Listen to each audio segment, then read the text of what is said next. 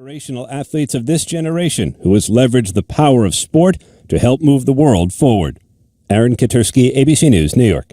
We want to stress Nike sources say the company has no plan to give Kaepernick a signature shoe or an extensive clothing line. Now, this marketing campaign, a controversial decision for Nike, as we've been saying.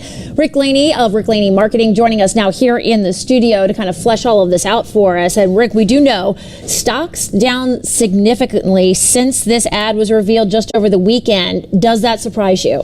No, and the funny thing, Kristin, is I don't think there were any surprises at Nike today as well. I mean, Nike obviously has a very savvy marketing department. I am quite confident that before any of these ads rolled out, there was discussion about boycott, there was discussion about stock levels. The Nike stock was up over 30% this year, and I think it was down about 3 when I checked at about 3 o'clock today. So they're still doing okay. You know, there are a lot of articles, a lot of things on social media talking about, you know, it's very polarizing, and people saying, I think it was a USA Today article talking about how the younger generation was really going to be in support of this, and they're spending the dollars on Nike products. That's a great point you make, Kristin. And a couple of years ago, I think it was 2 years ago, there was a study, and what that study showed was that 56% of Americans support companies taking a stand on an issue, even if they don't support that issue themselves. Now, as a marketing guy, I also recognize that means 44% of them don't. But the other interesting part of that study was most of those people who support those brands taking a stand are millennials and younger people.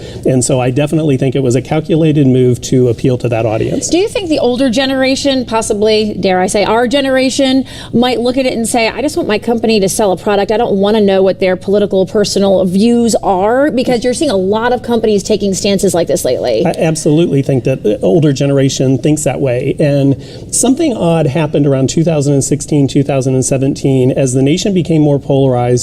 What ended up happening is strong brands, Coca-Cola, Cadillac, started taking stands on issues, and people basically supported that. And in the past, in my generation, companies were typically told to avoid controversy like the plague. So there has been a shift. Is there a particular advertising campaign that you can point to? You named some of the big companies. I know recently maybe Dick's Sporting Goods taking a stand on gun control. Is there something that maybe has swung back the other way where they took a dip and then maybe... Off the top of my head, no. I mean, the ones I was mentioning, Coca-Cola, Airbnb, a lot of the tech companies, Facebook, those companies took strong political stands during the last presidential election about different socio-political issues. I can't really think of any of them that have backpedaled too much on any of those stands. You know, Nike's done controversial ads in the past before, and obviously you were just saying prior to this, their stock was up, so not hurting the company. That's correct. I think Nike's going to be just fine. I don't think there were any big surprises this morning when there were boycotts and some of those other things. A lot of times companies will take a short-term hit knowing that long-term there's some promise in what they're doing. Keep in mind, Nike never ditched Tiger Woods, Kobe Bryant. They had other celebrity endorsement deals in place that through some controversial times, they stuck with those people. All right, we'll continue to watch this closely. Rick, thank you for your insight. Thank you, Kristin. Appreciate it. Bo? All right, thank you.